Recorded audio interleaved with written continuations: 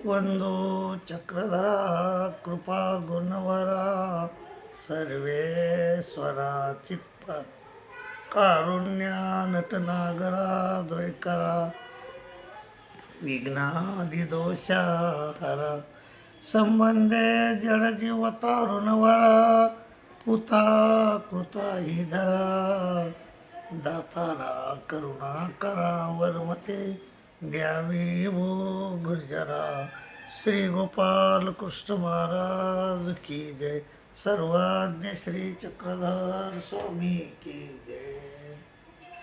माय बाबू, भगवान श्री चक्रधर स्वामी महाराजांना आपल्याला 4 नित्यपदार्थ सांगितले. जीव, देवता, प्रपंच, परमेश्वर.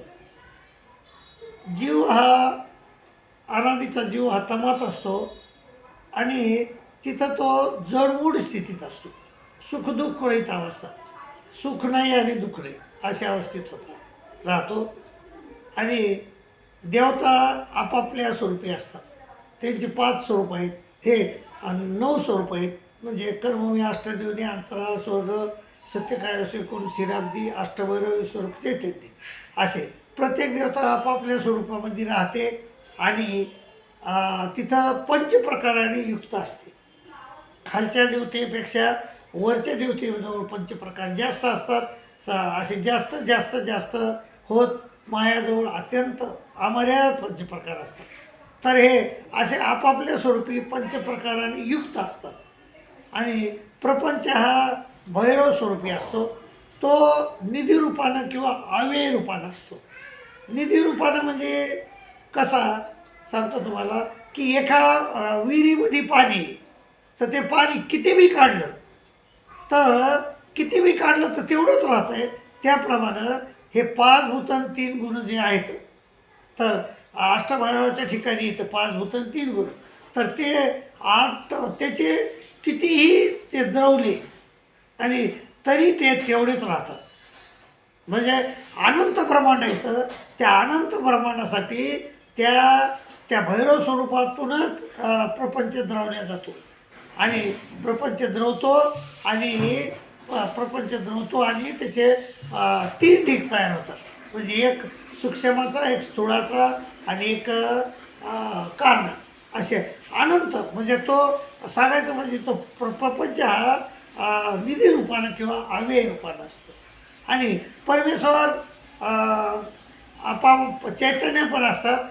आणि एक जीव कैवल्य आणि एक परकैवल्य. जीव कैवल्य ते परकैवल्य रमे आणि परकैवल्य ते स्वस्वरूपी रमे. आपल्याच आनंदात मग्न असतात परमेश्वर. आणि असे चार म्हणजे पदार्थ आहेत पृथ्वी ह्या सृष्टीमध्ये. तर त्याचं कार्य काय, प्रत्येक म्हणजे जीवाचं कार्य काय आहे, देवतेचं कार्य काय आहे, प्रपंचाचं कार्य काय आहे आणि परमेश्वराचं कार्य काय, का त्याचं कारण काय, कार्याचं कार्य कारण स्वरूप लक्षात, हे मी आज तुम्हाला सांगणार आहे. माझ्या बाबा, जीव आहे. जीवाचं कार्य काय आहे? जीव हा संत आणि असंत कर्मे करतो. चांगले आणि वाईट कर्म करतो. संत म्हणजे चांगले, असंत म्हणजे वाईट. का करतो? कारण अनादि अविद्या त्याला लागलेली आहे. आणि तो अनादि अविद्यामुळं त्याचं स्वरूप आदमती, आदगती, आदरती झालेलं आहे. त्यामुळं तो म्हणजे तसे कर्म करतो, संत आणि असंत कर्म करतो. त्याचं स्वरूप कसं आहे? बौद्ध आहे. बौद्ध म्हणजे त्याला ज्ञान होऊ शकतंय. जसं देवता हे नित्यबाध आहेत, त्याला ज्ञान होऊ शकत नाही. प्रपंच हा जड आहे, त्याला ज्ञान होऊ शकत नाही. परंतु जीव हा सर्वाधिकारी असल्यामुळं आणि तो बौद्ध येतो. आणि बौद्ध म्हणजे त्याला ज्ञान होऊ शकते. तर असा बौद्ध आहे म्हणजे कार्यकारण स्वरूप आणि लक्षण. आणि लक्षण काय जीवाचं? तो अनादि आहे, तो केवळ आहे. म्हणजे केवळता आहे, परंतु त्याला अनादि अविद्या लागलेली आहे. अनादि अविद्या म्हणजे जीव स्वरूपावर असलेला मूळचा दोष. तो जेव्हा जन्माला त्याच वेळेस त्याला ती अनादि अविद्या नावाचा रोग झालेला आहे. त्याला देवानं वज्रकिटकीचा रोग सांगितला, म्हटलेलं आहे. असं जीवाचं कार्यकारण स्वरूप लक्षण आहे. आता देवतेचं कार्य काय? देवतेचं कार्य म्हणजे त्याचं ज्या जीवानं संत असंत कर्मी केले, तर त्या संत असंत कर्माचे फळं देणं हे देवतेचं काम आहे. जीव संत असंत कर्म करतो आणि देवता त्या संत असंत कर्माचं फळं जीवाला देतात. का देतात? कारण ते सुखरूप आहेत, त्याच्याजवळ ज्ञान आहे, सुखरूप आहे, सामर्थ्य आहे, ऐश्वर्य आहे, प्रकाश आहे, त्यामुळे ते देतात आपल्याला. त्याचं स्वरूप कसं आहे? त्रिगुणात्मक आहे, म्हणजे रजतम सत्वानं युक्त आहे.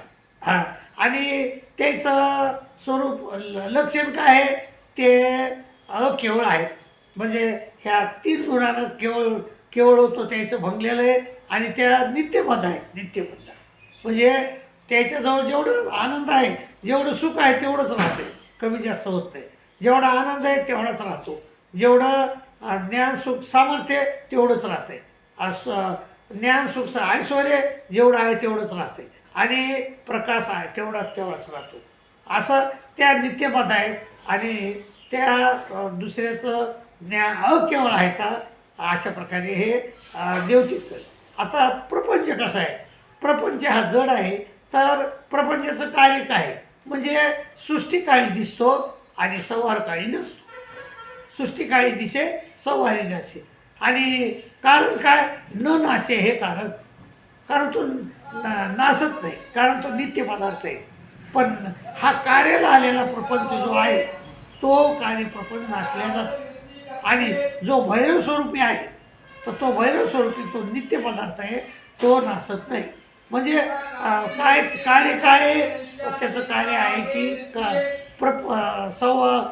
सृष्टिकाळी दिसे आणि संवारी नासे.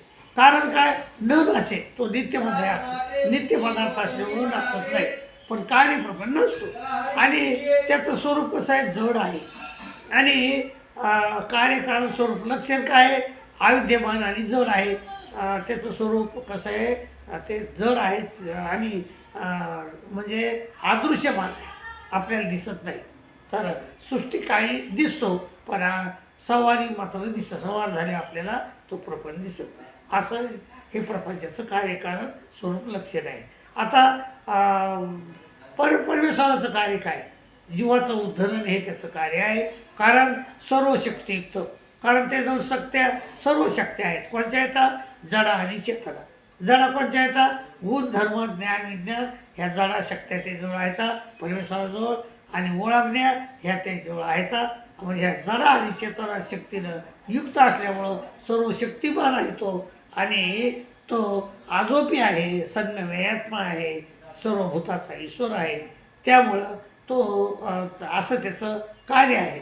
त्यामुळं तो उद्धाराचं कार्य करतो. फक्त जीवाचं उद्धरण हे त्याचं कार्य आहे. कारण तो सर्वशक्तिमान आहे आणि त्याचं स्वरूप आहे म्हणजे कसं? बुधानंद, म्हणजे ज्ञानी असून आनंदी आहे. परमेश्वराचं स्वरूप बुधानंद म्हणजे ज्ञानी असून आनंदी आहे.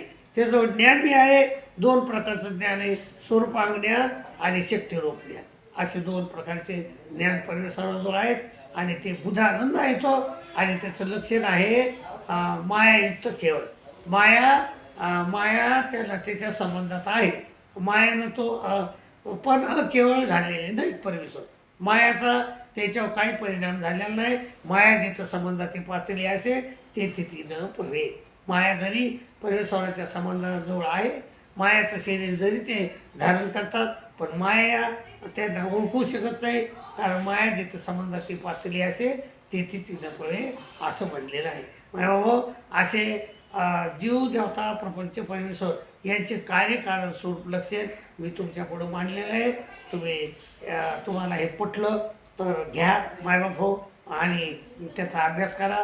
आणि दुसरी तुम्हाला एक विनंती करतो की आपलं हे दिवल ऑफिशियल ग्रुप आहे, तर ह्या दिवल ऑफिशियलला म्हणजे सबस्क्राईब करा, शेअर करा, लाईक करा, जेणेकरून नवीन मी व्हिडिओ टाकतो तर ते तुमच्यापर्यंत लवकर येतील आणि तुम्हाला तो अभ्यास करायला तुम्हाला सोपं जाईल. या दृष्टीनं तुम्ही सबस्क्राईब करा, लाईक करा, शेअर करा अशी विनंती करतो.